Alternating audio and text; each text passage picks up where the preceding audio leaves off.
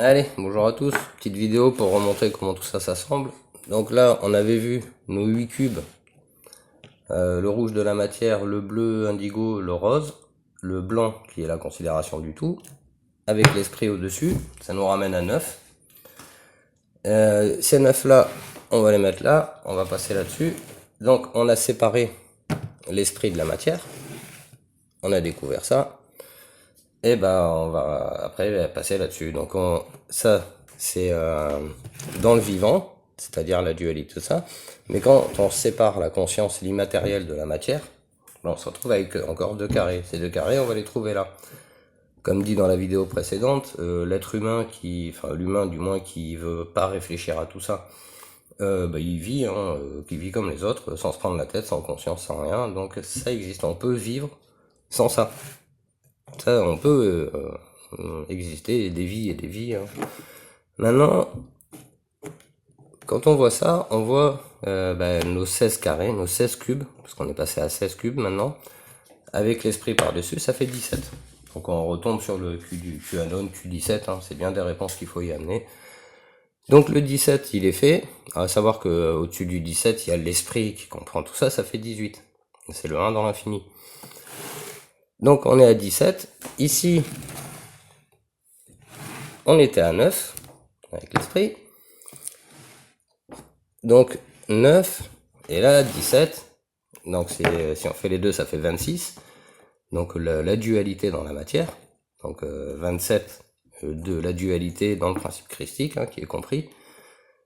Là, on se retrouve en fait avec 9 unités. Et ben on va faire 2 unités ici, et on va rajouter ça.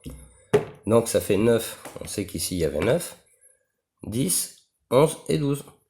Et comme on cherche toujours le 13, on sait que le 10 avec le 0 il disparaît. Donc ça fait 9, 11, 12 et 13. Donc voilà, là on répond à la fois au QAnon Q17, le 18 l'esprit au-dessus, le 9 de l'esprit dans la matière, c'est répondu aussi, le 26 on y est, et donc là quand même on a un assemblage cohérent de tous ces chiffres là, parce qu'ils nous balancent des chiffres Q17 et le 26, le chiffre 27, etc. Bon, il y a tout un tas de trucs à y voir. À savoir que bon, on a compris le principe de Trinité, le principe de perception, principe premier. Après, voilà, donc on n'est pas si bête que ça, on arrive à avancer. Maintenant, c'est sûr que pour la com, franchement, heureusement qu'Eric a fait des trucs sur YouTube, parce que sinon, ça partage pas grand-chose, quoi.